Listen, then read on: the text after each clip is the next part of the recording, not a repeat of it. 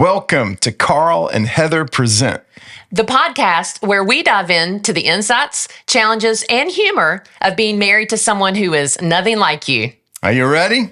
Let's go. Oh, don't you know it's Carl and Heather Present Marriage Podcast. Welcome to Carl and Heather Present, everybody.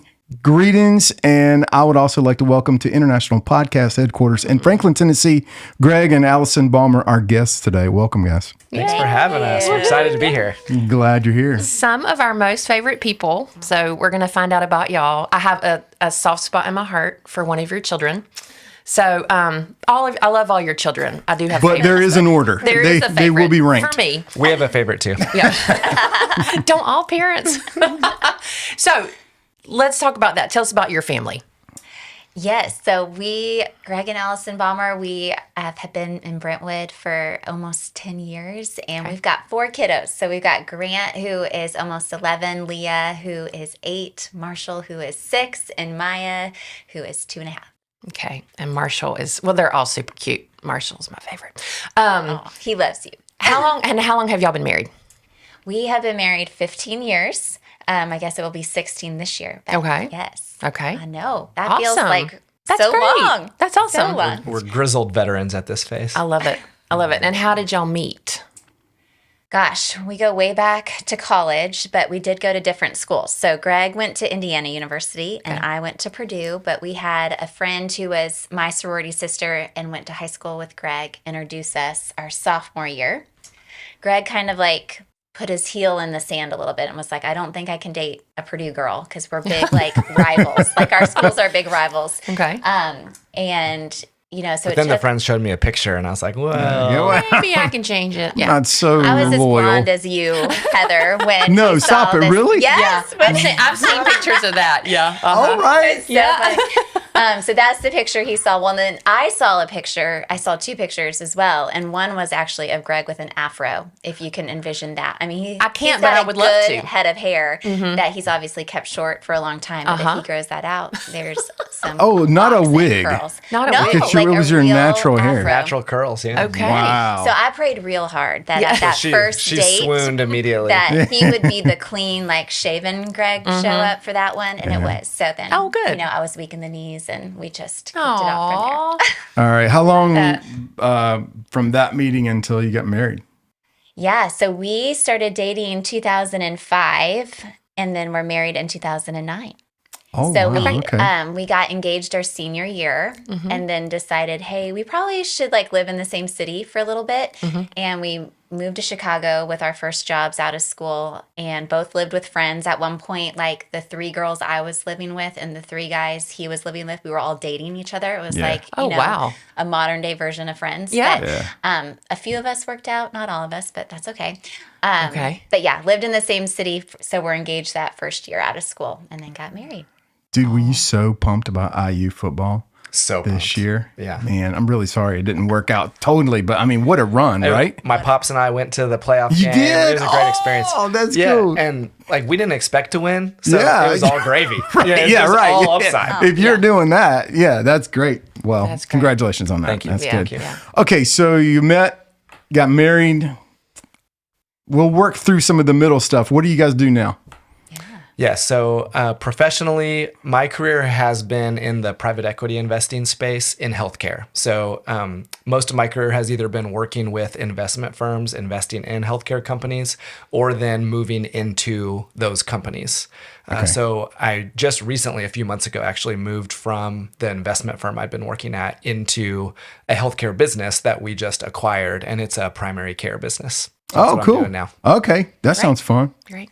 How about you? Yeah, and I have I started my career as a marriage and family therapist, and then once we started having kids, I've been staying home with them, but then volunteering with different ministries and doing the moms ministry at Fellowship Bible Church. So a lot of fun things there. that This I've been is able going tap to into. be the best episode because we're talking about marriage and finances and different things like that, and how people can get together on money. But money is a huge a source of conflict in marriage a lot of times because for good reasons, it can be stressful. There can be things that happen. So this is going to be a great episode. Yeah. So I'm going to ask you a question about finances because not everybody, most people probably are not on the same page when they get married, right? Totally. They come from totally different backgrounds. So how did you two come into your relationship, approach finances when you first got married, and how has that changed over the years? So I grew up in a family where my parents didn't talk a lot about money like in front of us as kids. I'm sure they had a lot of behind the doors conversations. Sure. We lived a great life, had all we needed, but I didn't really learn tools about money, I would say, as far as how to talk to my spouse about money once I got married.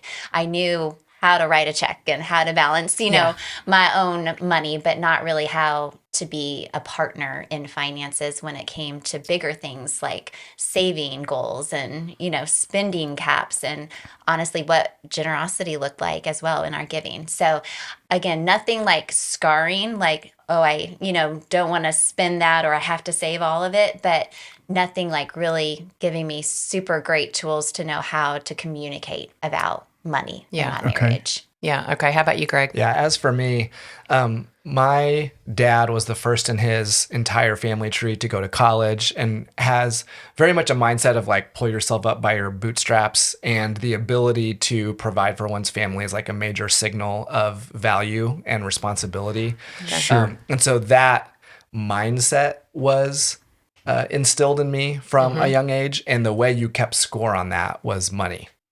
And so for me, I didn't know this in my early 20s, but money had become the currency that we used to demonstrate that I was a successful person. So it was actually more about that than it was like, is it okay to buy this or that?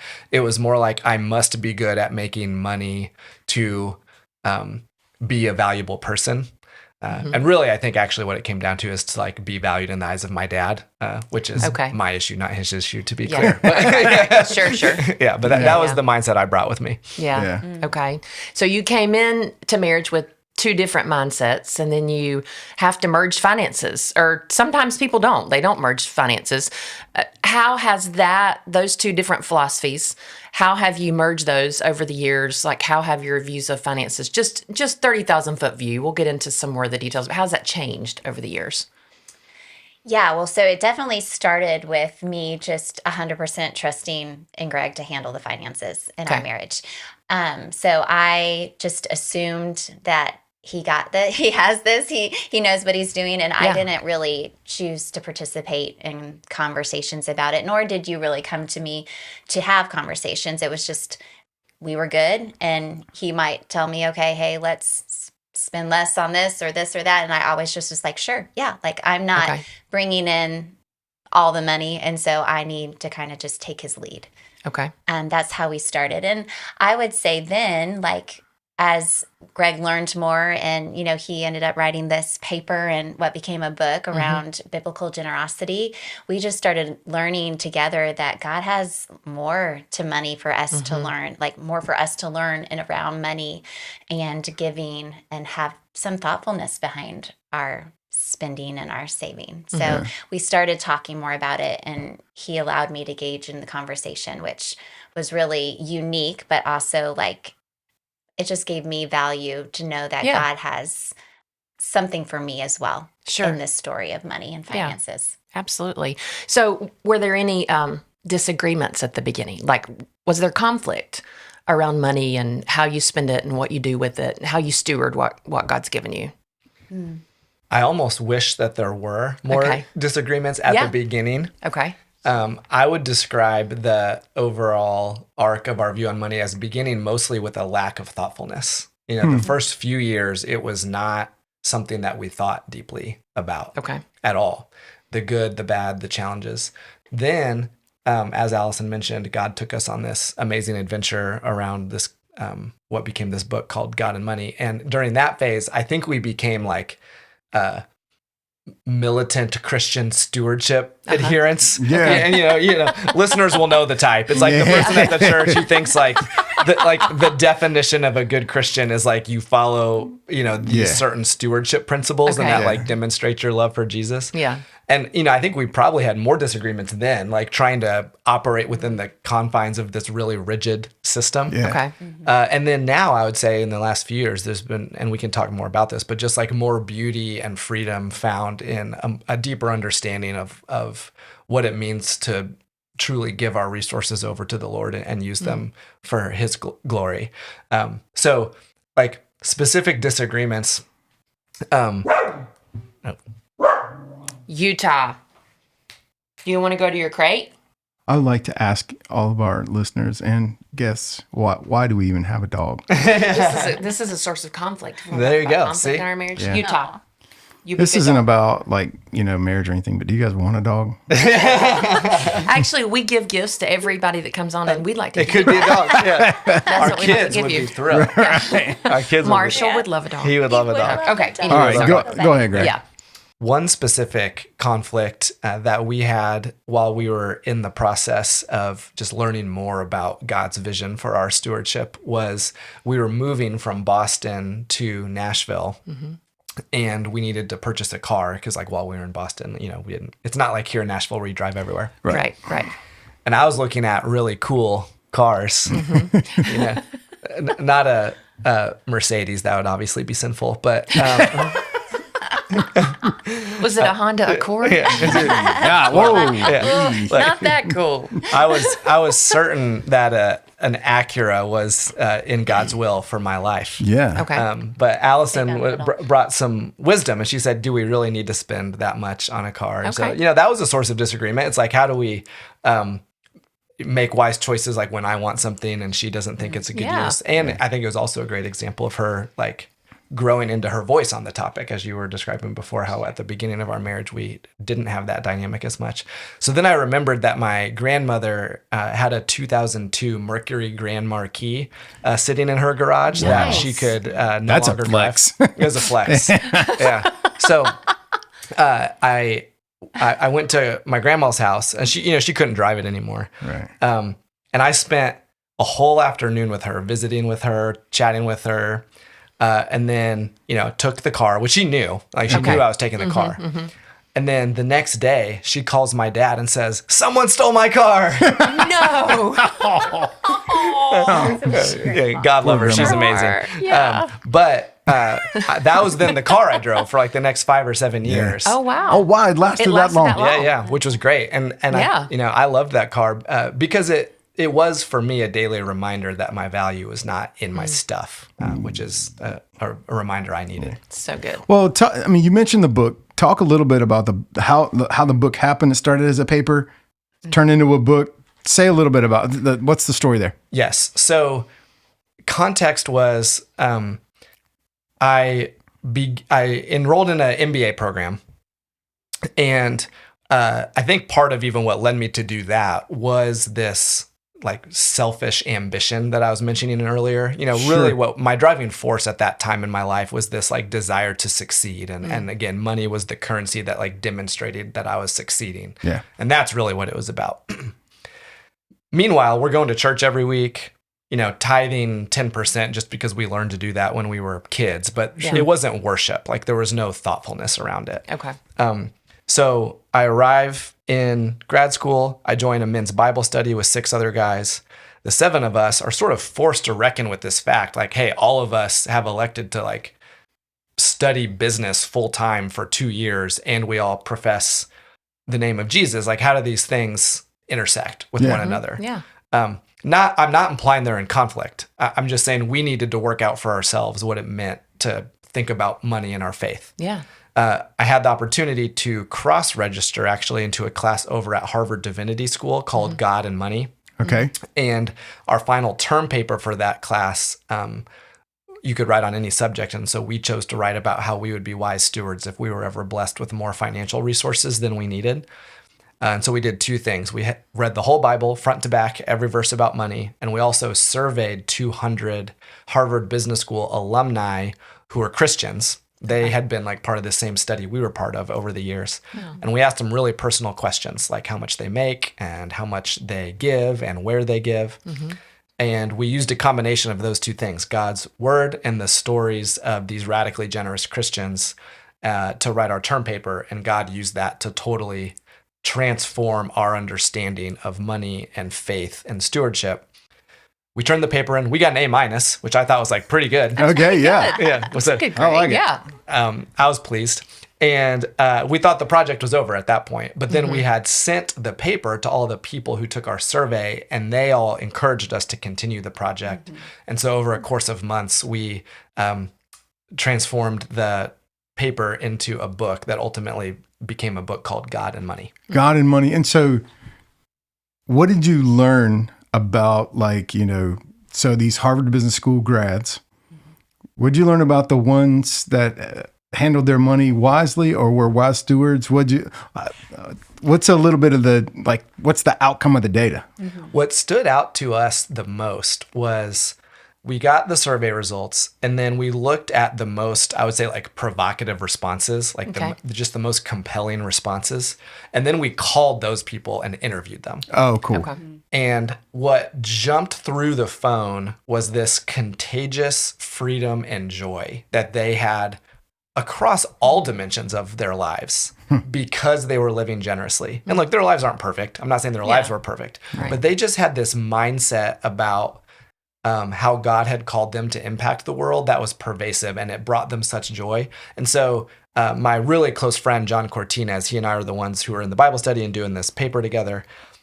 We said, we got to figure this out. We have to experience this joy for ourselves. And so the book really explores, like, how could we get what these people got? And I think some of the key findings, one is that most Christians would say that everything they have belongs to God, including, like, we would have said this back at this time, but there's a big gap between what we say and how we live. And so God convicted us of this kind of gap in our professed beliefs versus our practiced beliefs. Second, if everything does belong to him, then it ought to be used for his purposes, which includes providing for our family, as we read in 1 Timothy. But it also implies that anything above and beyond that can be poured back into his kingdom for his purposes. And so then the rest of the book was this, like, really nerdy exploration of what that might look like, and then how we experience joy from it. Yeah. I love that. I love it. So I've heard, like, I want to get practical about that, because that's a theory and a way of thinking about things and a mindset. But then, like, practically, we've got this much month and this much money. How does that, how does that flesh out? And I remember hearing you talk about this one time about categorizing your spending and your giving. And so, like, what advice would you have for couples around, like, budgeting, maybe tools or strategies for just staying on track with that, versus, because life comes in like fast and hard. And so you guys have kids, lots of kids. And so, like, it would be really easy to, like, be on autopilot, and then it's been 2 or 3 years since you've thought about your money, So what tools and strategies do you have, like, for our listeners to help with that? Yeah. So for us, it's been really helpful to think about, based on what our yearly budget is going to be, we look at how can we cap our spending and cap our saving at certain levels that meet the needs of our family without going into, like, luxury or excessive, like, stress over saving too much because we're worried. Like, we want to cap it because we trust the Lord that this is what we need to save for, but that he'll provide next year for, more savings. Yeah. And then the same with our spending. Like, let's cap our spending at a level that allows us to live a nice life, but not an excessively lavish life more than we need. And so then that offers us this money to give that is more than 10% now, because we've learned along the way that that is a great place to start. But if everything we have is truly God's, then, like, we have been presented some really fun opportunities to be more open-handed than that and give in some neat ways. And then we also have found that, like, being in community when it comes to our finances has been really beneficial, not only in, like, giving with friends, that's really fun, but also being transparent with a few close friends around what our spending for the year, where it landed and where our saving landed. And so we can just have a little bit of accountability that we aren't seeping in to some of the worldly things that could maybe convince us that our money should be used wear. That's a really cool concept because I think a lot of people don't talk as openly about their finances. A lot of times because they're trying to either create an illusion like that, like, I don't know. It's like, I want you to think I have more than I do, or I don't want you to know that I'm in financial trouble.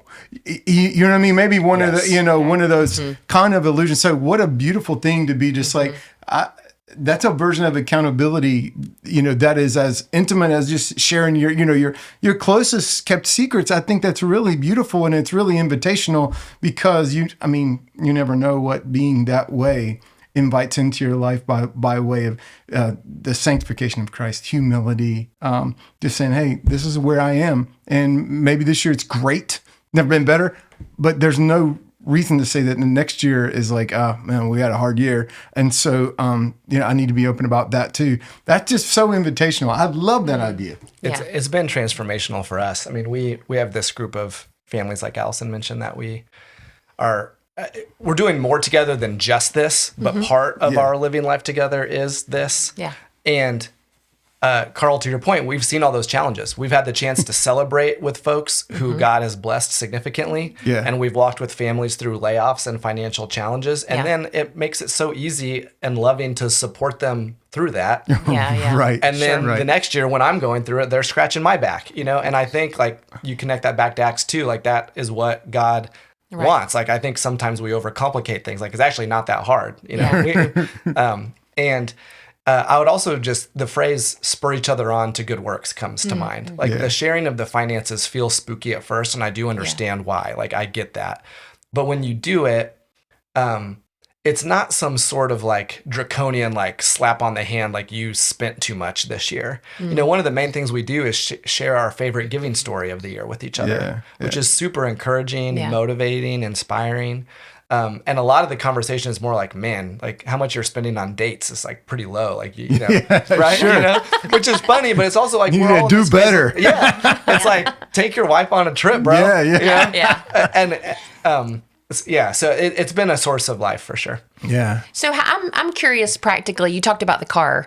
How do you come to, like, if it's the beginning of the year, and Allison, you would say, I think we should go on this trip. And Greg, you might say, well, I think that trip is going to be too much this year. How do you come, like, what advice would you give to a couple? Like, well, he's always saying no, and she always wants to do this, or vice versa. Like, how do you come to like a happy medium there, or meet in the middle? I think over the years, we've found that we can just trust that we're on the same page and each other's partners in this journey, where we want, you to experience a fun trip with your friends, and he wants me to experience a trip, each year with my friends, if that works out. And so the goal is less that if he says not this year, I can trust that his intentions are good and that we're on the same page, and that he's going to want that for me when it works out, if that makes sense. And and then maybe we'll find a new opportunity that will work for this year. And so I think just building trust around how we together are coming and aligning on our finances when it comes to saving and spending and giving has then offered us so much more like peace of mind and comfort in knowing that we're encouraging each other and supporting each other in some of those harder decisions. So like, I'm less offended when he says no, because I know that he wants that for me, and that when it works out, we'll find a way for it to happen. So that's been encouraging for us. I think for me, a really critical piece of advice that I got from a mentor that is very practical in this regard is to recognize that many times a man will view the importance of certain expenditures differently than a woman. Okay. And in certain areas, for the woman, it's actually her way of expressing her ministry and purpose. And I need to be behind those things. To me, it may look like just one more, thing like bowl that we use for hosting, right? For her, it's the expression of loving our guests through hosting an event. Sure. And so one thing that I try to do is adopt like what is motivating Allison's desire to spend money in this area? Okay. And is that aligned with where I know her missional calling is? And that has been helpful for me to get behind various rugs and other things that maybe I put less And value on. bowls. Well, you're bringing up a good point, Greg, because I think the way we think about that most often is in our giving and how God has equipped us differently to give in ways that just reflect who God's made us. And that has been a really fun journey to be on as far as when we give as well. It doesn't always just have to be things that we both have like equally agreed on and have equal passion for, but that, yes, there are things in the Bible that God has commanded us to give to, and we prioritize those things for sure in our giving. But then we also have this like category of giving that allows us to give in ways that reflect our own joy and connection to Christ. And it's been really fun to know that like I can be, let's say, just at a coffee shop and feel compelled by the Spirit to buy a coffee for someone, and I can do that freely and with peace, knowing that my husband supports me just as much as he knows I'll support him when he, you know, makes an Excel sheet with, you know, all of the ways that he wants to give, you know, like it It's an looks awesome Excel different, but we both feel supported and like valued in knowing that God has joy for both of us in our finances and a purpose, and that we get to journey on that together. And once we kind of figured that out, it's been a lot. So for the couple who is trying to maybe start the journey of generosity, and they're saying, all right, well, we make money and we could take a closer look at our spending, and you know what I mean? Like, and how do you balance like generosity and tithing and giving with like just paying your bills? Because a lot of times like people give last. And they pay their bills first. Like, what are your perspectives on that? Like, what would you say to a couple that's kind of in that place, and maybe they're listening to this and they're like, we don't have money to give. That's not an option for us. Well, you know, there's about 20 questions there. The first thing I would say is that's valid. Like there are, like, life's expensive, and there are times and circumstances when there's not enough to meet the needs of the family. Like that, it would be naive to think otherwise. You know, and just be like, give out of your abundance, man. Like, you know, like that doesn't apply to everyone at all times. Right. So just honor that. But, you know, Jehovah Jireh, God is our provider. Like he does promise to provide. And so in those moments, like we have hope that we have a God who is full of abundance, who is not short on resources, and we can trust in him for provision. And then think about other ways to be generous, because God has given us more gifts than just money.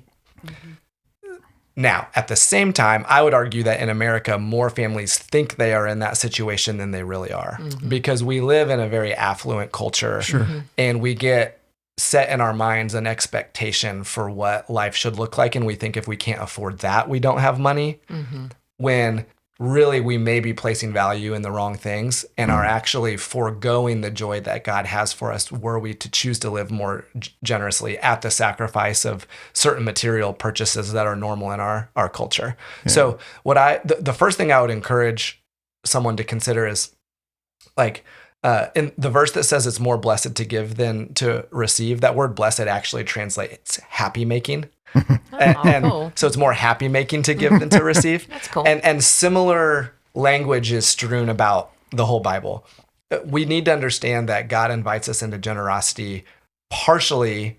I think there's a lot of reasons, but one main one is that we may experience deep joy. And let's not cut off our nose to spite our face or put our joy in the wrong thing. So I would encourage families who are just beginning this journey to trust that God has joy for them in it. One great way to find that joy I have found is to connect one's giving to one's spiritual gifts. So like read the list of spiritual gifts in Romans 12, and it's in another place in Corinthians too. Carl probably knows. And I do, but I'm not going to say. I don't want to brag. Thanks for not showing me up. Thanks for not showing me up.